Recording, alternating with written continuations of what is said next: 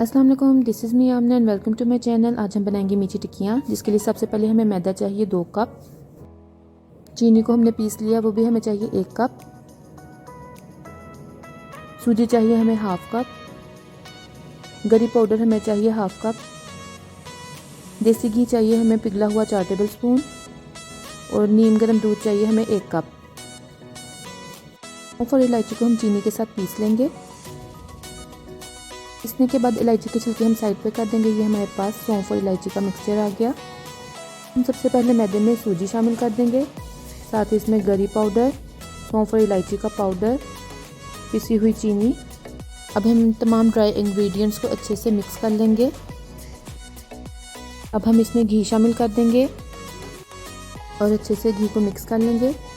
और दूध को हम थोड़ा थोड़ा करके इसमें ऐड करेंगे, सारा नहीं डलेगा। आपको भी मैं दिखाऊंगी कितने से आटा गूंदा है। एक सॉफ्ट डो हमने बना लिया है, थोड़ी सी स्टिकी होगी लेकिन हम इसको हाफ एन आवर रेस्ट देंगे। पहले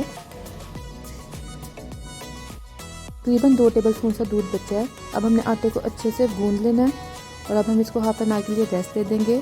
हाफ एन आवर के बाद आटा कुछ इस तरह से दिखेगा। अभी भी देखें हल्का हल्का स्टिकी है, लेकिन हमें इतना ही सॉफ्ट चाहिए। अब हम थोड़ा सा हुश्का लगा के इसको जिस हम रोटी बेलते हैं उस तरह बेल लेंगे।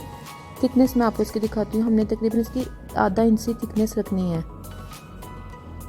जितने साइज़ की आपको टिक्कियाँ चाहिए कुकी कटर से काट लें। मेरे पास ग्लास था, मैंने ग्लास से काट लिया। इतनी थिकनेस इसकी रखी है।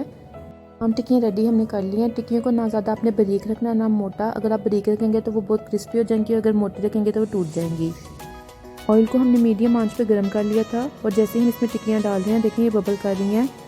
हीट को आपने मीडियम ही रखना है और इसको आपने हल्के हाथ से हिलाना है जब तक उसके किनारे गोल्डन ना होने शुरू हो जाए। तब तक आपने इसको फ्लिप नहीं करना, वरना टिक्की टूट जाएगी। अब आप हल्के हाथ से इसको हिलाते रहेंगे।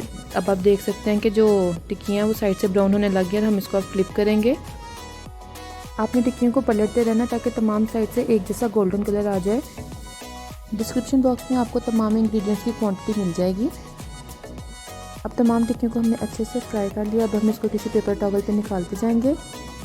टिक्कियाँ बिल्कुल रेडी हैं। आप इसको एयर टाइट बॉक्स में रख के 10 से 15 दिन के लिए स्टोर कर सकते हैं। अपनी शाम की चाय के साथ इंजॉय कर सकते हैं। आप इसको खीर के साथ भी सर्व कर सकते हैं। Thank you for watching the video. अल्लाह हाफिज़।